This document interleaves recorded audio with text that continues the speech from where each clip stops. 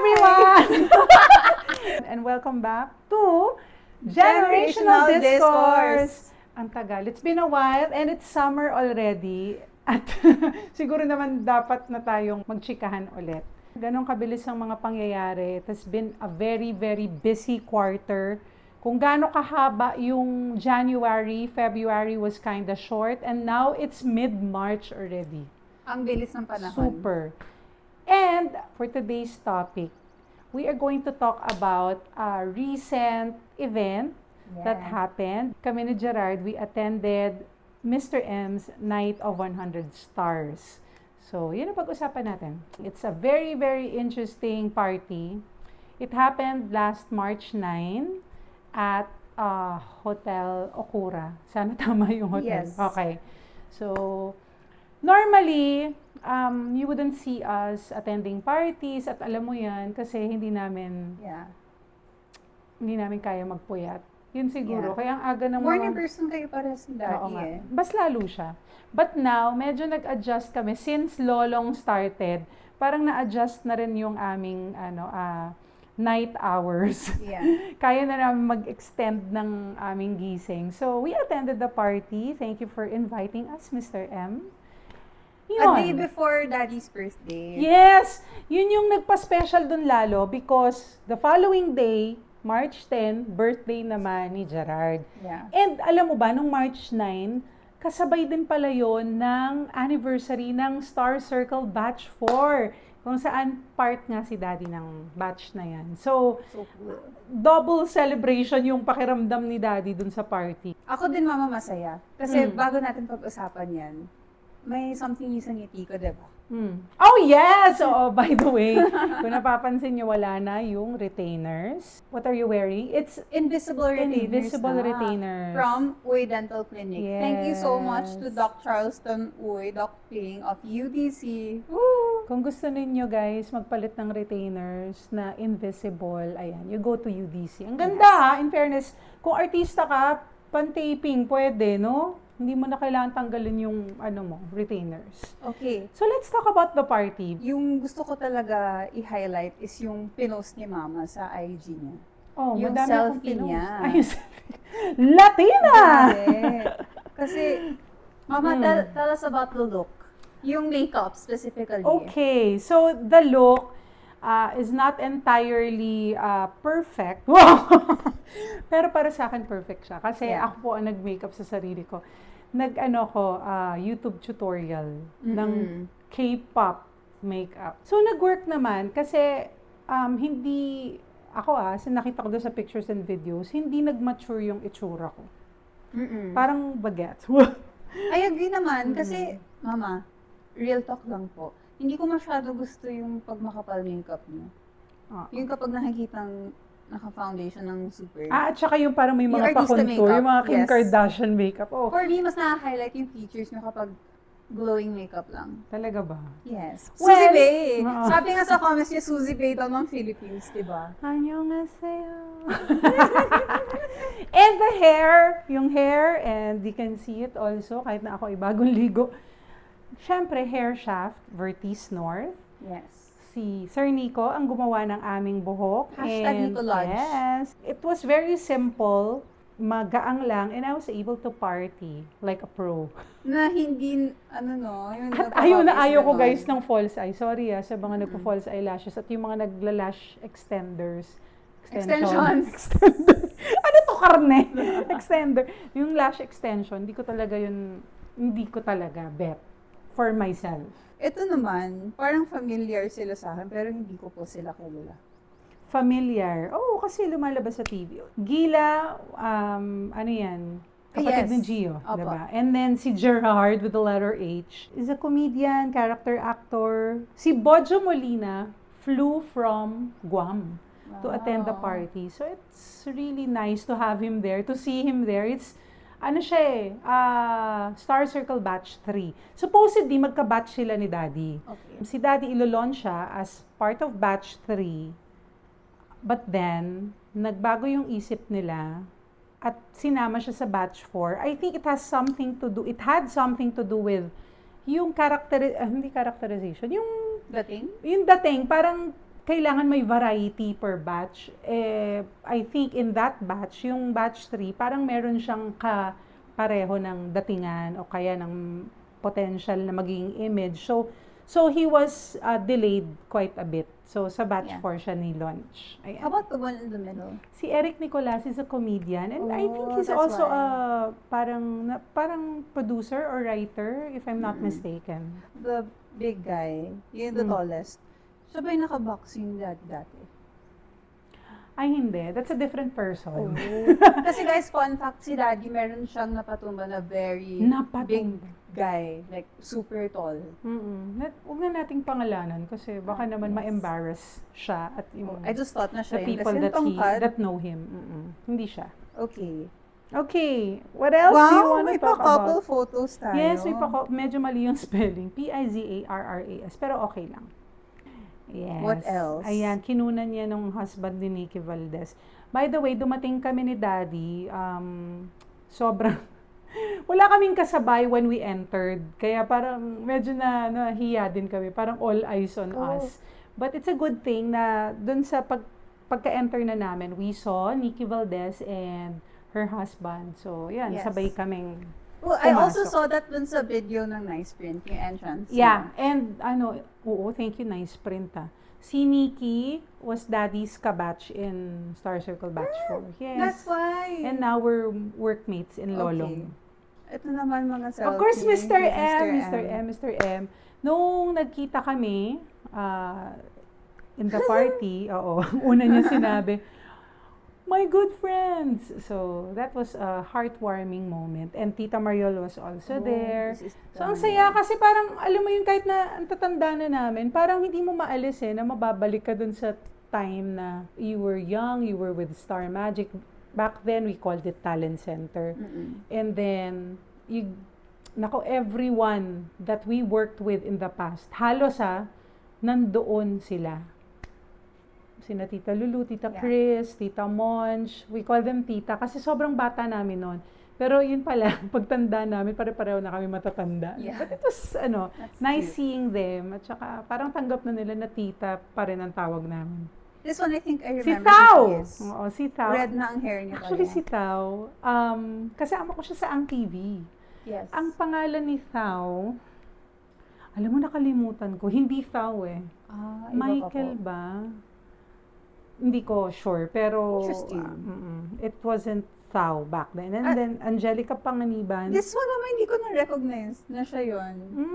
Nag-ano siya, no? Nag-glow up as a mama. Oo, bagay sa kanya maging nanay. Motherhood becomes her. So, si Angelica naman kasama ko sa Ang TV. And, nakasama ko din sa Pangako Sa'yo, remake. Ako si Lourdes. Yes. Siya si Amor. Ay, hindi! Si Jody pala yan. Si Madam Claudia. Siya po pala. Siya, yes. Okay. This one, Mama, I recognize. Tama po ba ako? Si Andrea Torres po ito? Andrea Torres. And yes, Counselor Angelo De Leon. Oh! Yes, Counselor ng Pasig. Tita, I didn't know. Yes. And si Andrea Torres, na dun din nagkagulatan na, originally Star Magic pala siya. I didn't know also, but I worked with her in Sana'y Ikaw Na Nga for GMA. Yes. So, Julia Montes was also there. Grabe. Ang dami nagsasabi kamukha ko si Julia Montes, di ba? Syempre, hindi ko naman feel yun. Pero gandang-ganda ako sa batang yan. Kasi, I've worked with her when she was very little. Hindi naman little, kasi talagang matangkad na siyang bata. When she was young. At talagang maganda. Tisay, ganun. I know, she's a big star. Yes. Galing. Mama, kung papipiliin kayo, gusto niyo ba siya maging anak or kapatid? Ay, sinabi ko sa kanya that night. Sabi ko, oy, pwede ako maging mommy mo, ha? Ayaw niya. Actually, ayaw niya. Sabi niya, sister lang. Siya nagsabi siya nagsabi na. I love that. Pero payag ako maging nanay ni Julia Montes, no? Hello. And in that party also, nakita ko rin yung mga nakatrabaho ko in the past na dun mo lang maaalala na, uy, nakatrabaho ko pala to sa ganito, ganyan. So, it's nice to attend parties like that sometimes. Para lang din magkaroon kayo ng parang reconnection. You get to meet them at their present state. And of course, Daddy. Was this your table? Yeah. Thank you to John Paul Dizon for dressing up Ganda Gerard. ng outfit. Ang ganda-ganda ng outfit. Oh, this one na-surprise ako. Yeah, Senator Coco Pimentel was there. Wow. So yeah, nice. Nice. With his wifey. So ito OG ang TV singers, Lindsay, Rosel Nava, ano nga ba siya? The Sentimental Diva, if I'm not Wow. mistaken. What Sana a tama nickname. ako. Sana tama ako. Anyway, si Rosel Nava was there, Lindsay Custodio. At yan si Joel Mercado. Noong time na I was still with ABS, he was one of the head writers. And this one, as usual, parang halos lahat ng event na napupuntahan natin. Of course, the one and kumakanta only, Martin Rivera. Yes. You know, yung party was very entertaining kasi kumanta si Martin Rivera, Vina Morales, rendered a song. Pangako Wow. sa'yo, my favorite Amazing. pyesa sa mga kantahan din. Yeah. And this one nakaka-excite, Mama. Why? And kinaption niya to sa IG na, Papa J and... Papa J and Papa P. Ooh! Mm. So, nag-hug kayo ni Papa P. Oo. Mama, bakit mo kinurot yung cheeks niya? Ay, hindi kasi si Piolo, may ugali siya na kapag nagkikita, nag-ano siya ng cheeks. Oh. Eh, syempre, inunahan ko na siya kasi makeup ko. True, okay. Inunahan ko na siya. And then, Ang cute. Oh. Maylene Dizon, yes. Yes. She's also there. Who Ay, else? nag-talk pala kayo. Oh, yeah. Oh. Ayan, so, sobrang saya lang kasi, the moment was captured on camera by a lot of people. Ako, personally, hindi ko naatupagin yung mga selfie and picture taking kasi parang gusto ko mag-live in the moment. But I'm Yeah. thankful na ang dami-dami kong Coverage from other nakuhang, people. nakuhang videos and Yeah. photos from other people and from Nice Print din. May mga nakuha din tayong photos. This Ganun. one naman, pinost ni Daddy. Oh, yeah. Ito yung para sa March birthday celebrants. Oo, I'm so happy na they were recognized and they were surprised. Yes. Kasi, sabi ko, nakatipid ako ng cake. Pero, guys, I'm very thankful to Star Magic Why? for the yummiest cake Ay, oo ever. nga. Oh my. Oo, thank you sa mga, sa organizers ng 100 stars. And Daddy was so happy. Oo. Oh, iba pala yung flavor na nakuha ng iba. Oo, yung celebrant. So, iba-iba eh. So, yung celebrant, Wow. si Jake Ejercito, si Julia Montes, si Rosel, si Thao, sino pa ba? Yung cute ni Daddy, Oh, pero napadance siya. Napadance talaga siya. And March sino po celebrants. ito, Mama? Okay, so yan si Ate Neneth, ang handler ni Daddy before he left Star Magic. Oh. Oh, ito si Ninong. Yes, Ninong Manuel Quezon Jericho. himself, Jericho Rosales. Ay, what? Manuel Yeah, Quezon. oo, abangan nyo Oh. Manuel L. Nice. Quezon. Biruin mo yung neighbors kayo, pero nakita kayo sa party, no? Well, ganun talaga ang Hindi buwan. nagkikita. Nakikita. Pero ang cute yung smile ni Yeah. Daddy, very Yun ang happy. sabi ko nga dun sa caption ng isang post ko, they picked up where they left off. Kasi they were really very, very good friends. Batchmates sila in Star Circle. And Yes. when they saw each other dun sa party, kasi nga bilang hindi kami nagkikita sa neighborhood, at sa mga trabaho, dahil magkahiwalay ng pinagtatrabahuhan, nakita ko sila, they were like, how they used to I think ganun talaga yung treat good each friends. other. Oh, I think, yun nga, it's picking up where you guys left off, diba? And this one is very intriguing sa akin. Bakit ako nasa gitna? Alam mo, And boys, Mr. M sa inyo. hindi, kasi ganito yan. Initially, we were at the back. With Mr. M, nandun kami lahat sa likod. Kasi, di ba, magulo na, ang daming tao, picture taking, the usual. So, we Yes. were just there at the back. And then, nung sabi, group photo, parang, group photo, ganito parang may makikita ba kaming lahat? And then, yun nga, si Mr. M was called to stay in front. Yeah. And he held my hand and pulled me. Aww. And we walked together, papuntang front, pero nakakahiya. Hindi naman nakakahiya. Buti na lang, sumama ako. Kasi, ang ganda ng moment, di ba? nasa harapan ka, nakita, hindi sayang yung look ko, ha? This person, I see him all over the internet. Yeah. You know why? Basta party, andyan si Tim Yap. And I'm thankful that he posted a lot of materials also. So I was able to grab some from him. Thanks, Tim. Oh, this one po. May naalala ko, may event tayong pinuntahan na science or engineering for kids. Nandun po siya, diba? Yes, because I think she owned that at that time. Oh. Parang negosyo niya yon. Si Shaina Magdayo. Si Shaina naman naka-work ni Daddy sa Marinela. So, ang ganda nga kasi, naka-work namin sila, ang liliit pa nila. At ngayon, nagkita-kita kami, para na kaming grown-up, adults. Yes. And ayan, yung photo na yan, pinilit talaga ni Shaina na mga lumang tao lang ang kasama sa picture. So, ibig sabihin mga batang 90s lang. So, ang saya, ang saya. You know, guys, I'm so happy na umattend kami. I realized na it's nice to invest a little effort sa mga ganitong okasyon because, yun nga, you will be able to reconnect with old friends, and marirelive ninyo yung mga happy moments in the past. And I think it's helpful sa kalagitnaan ng stressful lives ng bawat isa na to be able to take a break sa mga ganitong mga okasyon. So it's nice. I'm so happy that I decided to attend. We decided to attend. Tapos turned out to be the best pre-birthday celebration pa for Daddy. Yeah. I'm happy for him. Yeah. Mama, favorite ko siya. Patrick Garcia. Yeah. One of the handsomest actors for me.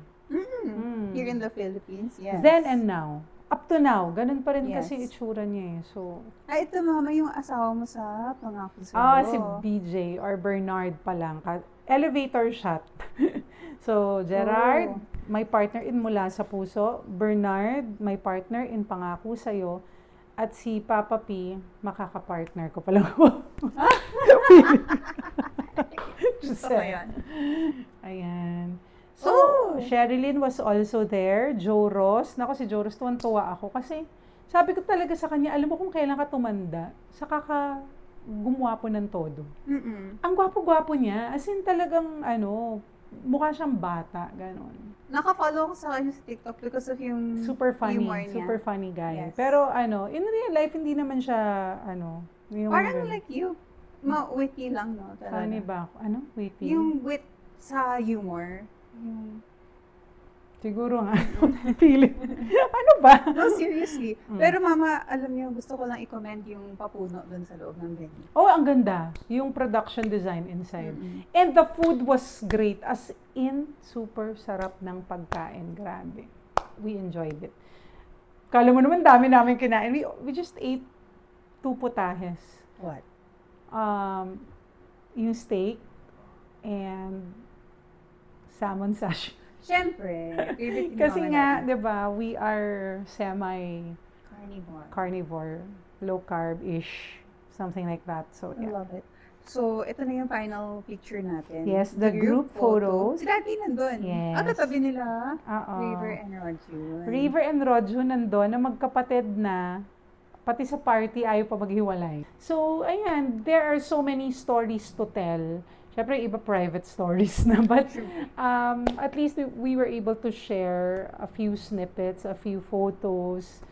I'm sure it's all over the internet. Pero nakakatuwa because itong experience na to with Mr. M's Night of 100 Stars was really worth it.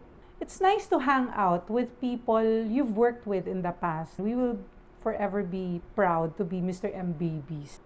Sana maging Mr. M baby ka So, I hope guys na-enjoy po ninyo ang aming munting kwentuhan about Night of 100 Stars. Also, gusto natin mag-thank you sa Empty Space Furniture kasi sobrang comfortable na ating setup. Sobrang ganda. Anyway, we would like to thank you for watching and I hope that you can like, share, and follow us everywhere.